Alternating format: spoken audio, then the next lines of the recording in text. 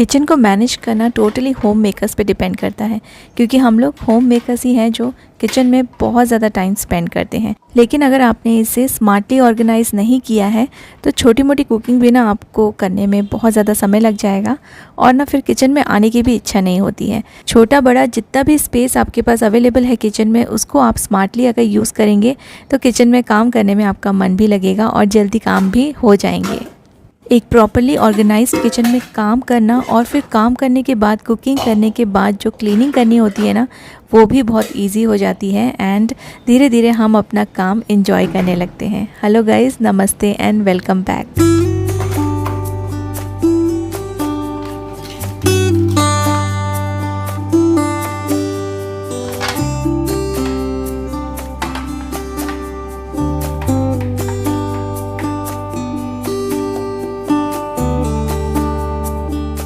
Kitchen को organise करना वैसे इतना भी डिफ़िकल्ट या इम्पॉसिबल नहीं है। इवन अगर आपका जो किचन है वो छोटा हो तो भी आप उसको ईज़िली ऑर्गेनाइज़ कर सकते हैं। अगर आपको डिफ़िकल्ट लगता है तो आज का वीडियो ज़रूर देखिए, ये आपको काफ़ी हेल्प करेगा आपके छोटे किचन को ऑर्गेनाइज़ करने में।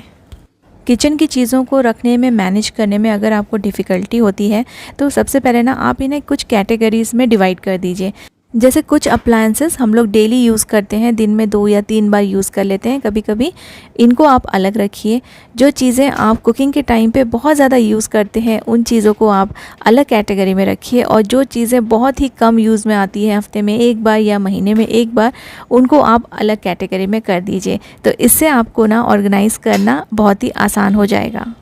सबसे इम्पॉर्टेंट होता है हमारा मिक्सर ग्राइंडर, जो कि दिन में 2 या 3 बार डेफिनेटली हम लोग इसे यूज़ करते ही करते हैं। तो इसको ना मैंने कॉर्नर में रखा है, और एक चीज़ आप मेक श्योर कीजिए कि जहाँ भी आप मिक्सर ग्राइंडर यूज़ करते हैं ना, वहाँ पे एक स्विच बोर्ड ज़रूर होना चाहिए। तो आपको जो मिक्सर ग्राइंडर है वो यहाँ वहाँ उसको ले जाने की या मूव करने की ज़रूरत नहीं पड़ेगी। और इसको अच्छे से ऑर्गेनाइज़ करने के लिए या अच्छे से सिंपल तरीके से इसे रखने के लिए मैंने एक प्लेट यूज़ किया है। आप कोई भी ट्रे प्लेट यूज़ कर सकते हैं। और पुराने बॉटल्स के जो लिड्स है ना, मैंने एक वीडियो में शेयर किया था कि मैंने सभी लिड्स को चेंज कर दिया है, गोल्डन कलर के मैं यूज़ करती हूँ तो वो एक जैसे दिखते हैं। तो जो पुराने लिड थे ना, उनको मैंने यहाँ इस प्लेट के नीचे लगा दिया है, और देखिए फिर इसको मूव करना ईजी हो जाता है। लेकिन अगर आपको कुछ ऊपर रखना है, इसे स्टैंड की ज़रूरत है, तो मैंने एक ये आइडिया भी आपके साथ शेयर किया था कि आप प्लांटर स्टैंड यूज़ कर सकते हैं। उसके ऊपर ट्रे प्लेट रख के, तो नीचे भी आपको थोड़ी जगह मिल जाएगी छोटी मोटी चीज़ों को रखने के लिए। तो इस तरह से मैंने अपने मिक्सर ग्राइंडर को ऑर्गेनाइज़ कर लिया है, जो कि डेली यूज़ में आता है।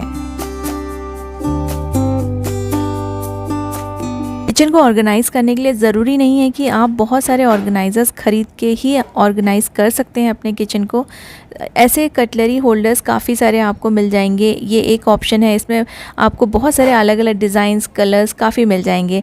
लेकिन अगर आप नहीं ये परचेज़ करना चाहते हैं कोई भी कटलरी स्टैंड, तो आप एक बार अपने किचन में, अपने घर में ज़रूर से देख लीजिए। ऐसी बर्नी या फिर ऐसे जार, सेरेमिक के जो जार्स होते हैं, ज़रूर से आपको मिल जाएंगे, जो ऐसे ही पड़े रहते हैं हमारे किचन में। देखिए ये टूट गया है, और ये जो दूसरा वाला है ये भी ऊपर से क्रैक हो गया है, और इनके जो लिड है ना वो भी टूट गए हैं। तो ये कहीं भी यूज़ नहीं कर सकते हैं। या तो आप इसे डेकोरेशन के लिए यूज़ कर लीजिए, या फिर बहुत ही अच्छा ऑप्शन है इनमें कटलरीज रखने का, आप इसको अपने किचन में यूज़ कर सकते हैं। और ये जार्स ना बाहर से ख़रीदे हुए किसी भी ऑर्गेनाइज़र से ज़्यादा सुंदर लगेंगे, क्योंकि ये बहुत ही कलरफुल रहते हैं और आपके किचन में ना ये एक कलर ऐड कर देंगे, प्लस ये एक ऑर्गेनाइज़र की तरह भी काम में आएंगे। तो चलिए इसमें मैं आपको अपनी कटलरीज अरेंज करके दिखाती हूँ, जो मैं मोस्टली कुकिंग के टाइम पे यूज़ करती हूँ। तो उनको ऊपर रखने में ना ज़्यादा आसानी होती है, काम जल्दी भी हो जाते हैं, और इधर उधर चीज़ें आपको ढूंढने की ज़रूरत नहीं पड़ती है। तो ये बहुत ही ज़्यादा सुंदर लगेंगे ये जार्स। जो मैंने कटलरी होल्डर पहले रखा था ना, उससे भी ज़्यादा ये यहाँ पर अच्छे लग रहे हैं।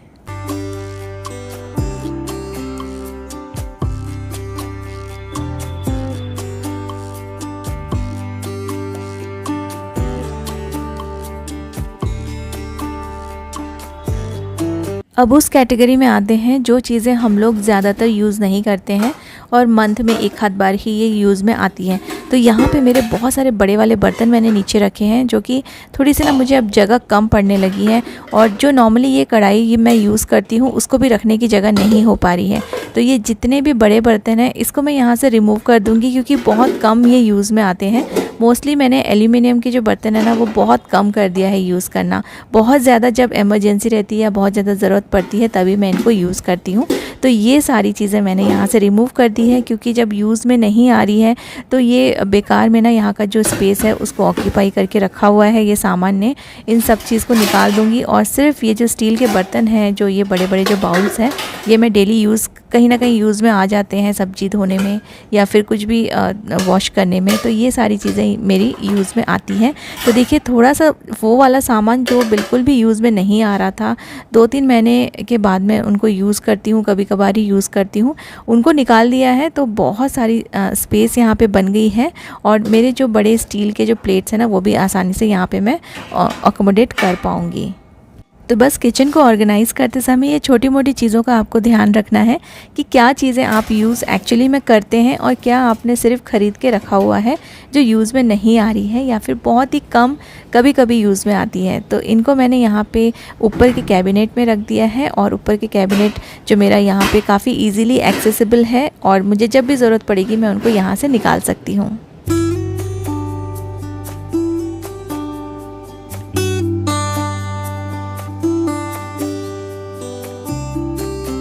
अब एक बहुत ही अच्छा सा ज़ीरो कॉस्ट ऑर्गेनाइज़र आपको दिखाऊंगी। ये बहुत काम की चीज़ है।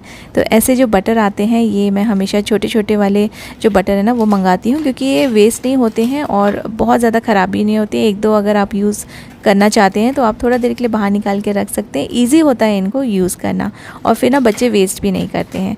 अब जब ये ख़त्म हो जाते हैं ना तो ये वाले बॉक्स काफ़ी यूज़फुल हैं। इनको फेंकिए मत। अगर आप भी ऐसे कंटेनर्स लेकर आते हैं बटर के, तो देखिए अभी तो इसमें 3 रखे हुए हैं तो इसको मैं यूज़ नहीं कर रही हूँ, लेकिन एक मेरे पास पहले से मैंने यूज़ कर लिया है और ये ऐसे ही रखा है एम्प्टी। तो इसमें आप बहुत सारी चीज़ें स्टोर करके रख सकते हैं। एक तो ये बहुत ही नैरो है, कहीं भी फिट हो जाएगा। ऐसे वुडन स्पून्स हमारे पास होते हैं ना जो कभी कभी काम में आ जाते हैं, कभी आइसक्रीम में मिलते हैं, कभी जैसे चीज़ केक वगैरह हमने ऑर्डर किया था ना तो उसमें ये नाइफ़ आई थी और ये फोक्स भी आए थे, वुडन फोक्स। तो बहुत सारी चीज़ों में आजकल ऐसे वाले स्पून्स आते हैं जो कि बहुत यूज़फुल रहते हैं और हम इनको कहीं भी रख देते हैं तो ये गंदे भी हो जाते हैं, ख़राब भी हो जाते हैं।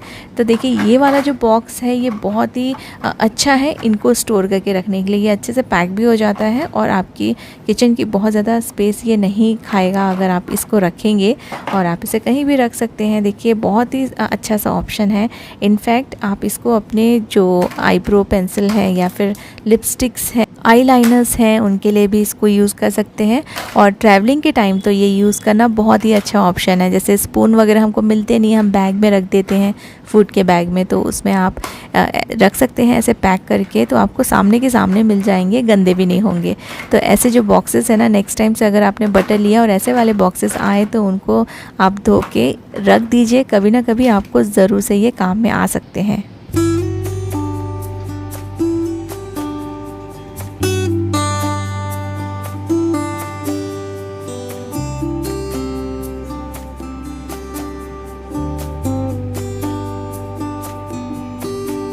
ट्रेस भी हमारे पास कई सारे अलग अलग साइज़ेस में होते हैं, अलग अलग कलर्स में होते हैं। कई बार हम ऐसे ही शौक में इन्हें ख़रीद के रख लेते हैं। अब इनको रखने का बहुत बड़ा इशू आ जाता है अगर आपके किचन में जगह नहीं है। तो देखिए हम सिलेंडर्स वगैरह रखते हैं ना, उसके ऊपर थोड़ा सा स्पेस हमेशा खाली रहता है। जैसे मैंने यहाँ सिलेंडर अंदर रखा हुआ है, ऊपर का स्पेस थोड़ा सा खाली है, तो मैंने यहाँ पे ये सारे के सारे ट्रेस एक दूसरे के ऊपर रख के यहाँ पे डाल दिया है, यहाँ रख दिया है। तो देखिए ये अच्छे से यहाँ पे जो स्पेस ऐसी खाली जा रहा था वो भी यूटिलाइज़ हो गया है और ये बाहर भी ऐसे पड़े हुए नहीं दिखेंगे, जिससे ना किचन थोड़ा सा अनटाइडी लगता है। ऐसे आप ऐसी जो छोटी मोटी जो स्पेस रहती है, जगह रहती है, उसको आप यूटिलाइज़ कर लीजिए, क्योंकि ये कई बार ना वेस्ट हो जाती है और ये आपके काम आ सकती है आपकी छोटी मोटी चीज़ों को रखने के लिए। गर्मियों में सबसे बड़ा प्रॉब्लम होता है किचन में चींटियों का, और चींटियों का सिर्फ एक ही ट्रीटमेंट है। अगर आप इसमें कुछ और करेंगे ना, ये नहीं जाएंगी, थोड़ा देर के लिए जाएंगी तो ये वापस आ जाएंगी।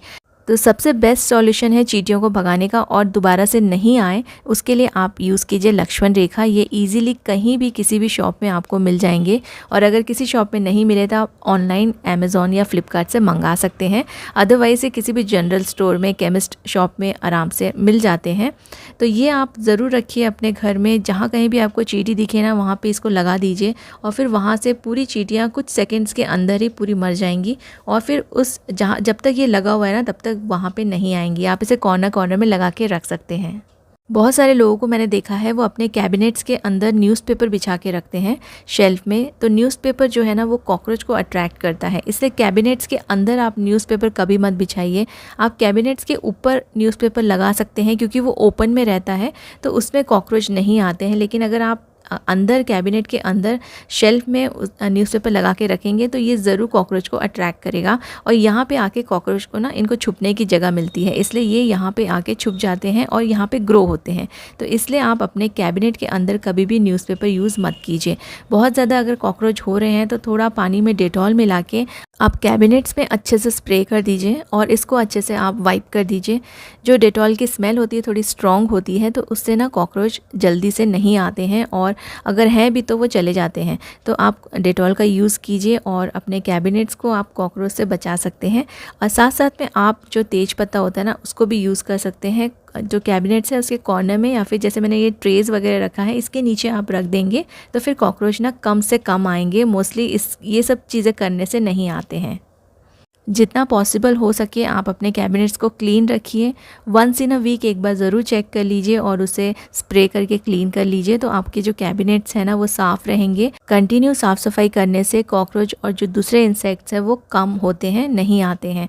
और ये नॉर्मली ऐसे एरियाज़ में आते हैं जहाँ पे ना एयर नहीं लगती है, डंपनेस होती है। तो आप ट्राई कीजिए कि हमेशा अपने कैबिनेट्स को क्लीन रखिए। अपने काउंटर में भी जब भी आप क्लीन करते हैं ना तो आप डेटॉल का स्प्रे कॉर्नर कॉर्नर में एक बार रात में आप स्प्रे करके पोंछ लीजिए। इससे भी आपके जो किचन में कॉकरोचेस हैं वो कम हो जाएंगे। स्पेशली अगर आप कोई ऑर्गेनाइजर्स यूज़ करते हैं तो उसके पीछे ये आ सकते हैं, छुपने की जगह इनको मिल जाती है। तो इसलिए आप अपने जो रैक्स रखते हैं या कोई भी ऑर्गेनाइज़र आपने रखा हुआ है उसके पीछे ज़रूर से थोड़ा सा स्प्रे कीजिए। डेटॉल का जो स्प्रे है उसको गैस के पास मत कीजिए क्योंकि ये फ्लेमेबल है तो थोड़ा सा रिस्की होता है। इसलिए आप गैस के आसपास का एरिया छोड़ के जहाँ आपके ऑर्गेनाइजर्स हैं उनको हटा के थोड़ा थोड़ा सा स्प्रे करके आप इसको क्लीन कर सकते हैं। इससे भी आपके घर में इंसेक्ट्स और कॉकरोच कम से कम आएंगे।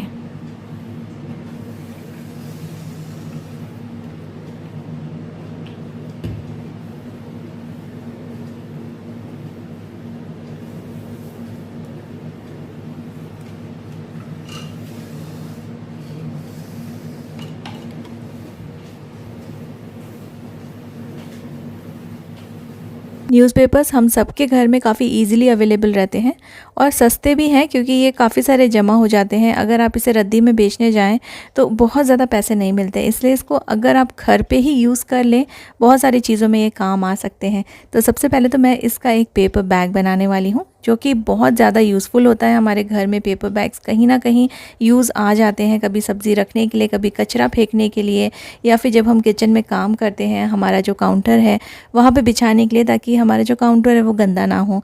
तो आज फ़िलहाल मैं इसका एक बहुत ही अच्छा सा यूज़ बताने वाली हूँ आपको। सबसे पहले तो मैंने इसको फ़ोल्ड कर लिया है। आप इसके फ़ोल्ड्स को फॉलो कीजिए जैसा जैसा मैं फ़ोल्ड करते जा रही हूँ। काफ़ी सिंपल है, एक पेपर बैग बना रही हूँ मैं, तो बहुत ही सिंपल तरीका है। मैं यहाँ पे ना टेप यूज़ कर रही हूँ, आप चाहे तो फेविकॉल भी यूज़ कर सकते हैं। मेरे पास फेविकॉल अभी फ़िलहाल नहीं है तो मैं टेप को यूज़ करके इसका ना मैं पेपर बैग बना रही हूँ। और इसका जो साइज़ है, आप साइज़ इसका कम और ज़्यादा कर सकते हैं। मुझे थोड़ा सा बड़ा पेपर बैग चाहिए था, इसलिए मैंने पूरा का पूरा न्यूज़पेपर ले लिया है और मैंने डबल लेयर लिया है ताकि ये जल्दी से फटे नहीं। तो देखिए इसको बस मैंने साइड से फ़ोल्ड कर दिया है। अब ये नीचे से इसका सेंटर वाला पोर्शन निकाल के आपको ऐसे फ़ोल्ड कर लेना है। इनको बनाना बहुत ही सिंपल है, आपके बच्चे भी इन्हें बना सकते हैं।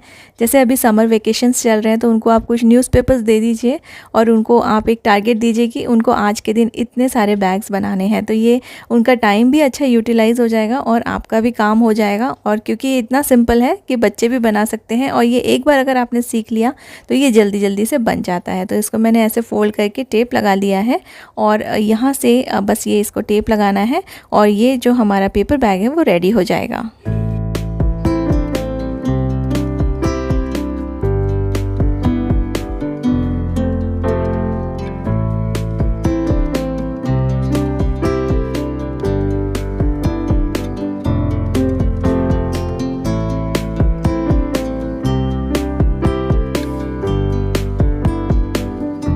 अब इन बैग्स को आप जहाँ चाहे वहाँ यूज़ कर सकते हैं। मोस्टली मैं इसे अपने डस्टबिन में यूज़ करती हूँ, क्योंकि समर्स में ना कोई भी चीज़ें आप अगर फेंकेंगे अपने डस्टबिन में तो बहुत जल्दी स्मेल करने लगती है। तो आप न्यूज़पेपर्स यूज़ कीजिए, ऐसे न्यूज़पेपर बैग यूज़ करेंगे तो जो आपका प्लास्टिक है, जो आपका डस्टबिन है, वो बिल्कुल भी ख़राब नहीं होगा।